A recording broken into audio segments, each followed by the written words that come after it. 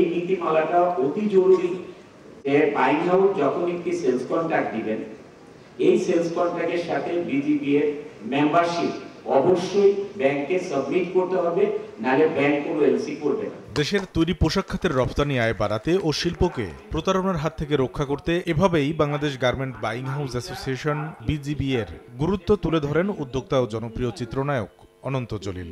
আমার লাইফে একটা বাইং হাউসের কাজ করেছিলাম প্রথমে 2019-এর আগের কথা বলতেছি, $5 মিলিয়ন পেমেন্ট আসে, ওই বাইং হাউসই উদাও হয়ে চলে গেছে।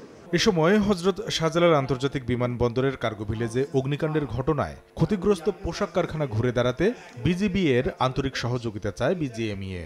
বিজিবি থেকে অলরেডি আমরা একটা সার্কুলার ইস্যু করেছি, যেখানে আমরা সব ডাটা কালেকশন করছি যে কোন কোন ফ্যাক্টরি কিভাবে ক্ষতিগ্রস্ত হয়েছে, কারণ আপনাদের একটা অ্যাক্সেসরি এসে থাকতে পারে যেটার জন্য আপনাদের ওই $10 টি শার্ট হতে পারে, শার্ট হতে পারে, শিপমেন্ট হবে না, ওই অ্যাক্সেসরি এখন নেই। আপনাদের সহযোগিতা লাগবে যে ওই ফ্যাক্টরিগুলো যেন সেই লিড টাইমটা পায়, এখন ওই সেটাকে রিপ্লেস করার স্বার্থে সেটা আপনারা সহযোগিতা করবেন আপনাদের মেম্বারদের মাধ্যমে, আশা করি। রোববার সন্ধ্যায় রাজধানীর একটি হোটেলে বিজিবি এর আগামী নির্বাচনী জোট হিসেবে ভিশনারি অ্যালায়েন্সের আত্মপ্রকাশ উপলক্ষে আয়োজিত এই অনুষ্ঠানে দেশের রপ্তানি আয় বাড়াতে সরকারের নীতি সহায়তা বাড়ানোর তাগিদ দেন সংগঠনটির সভাপতি।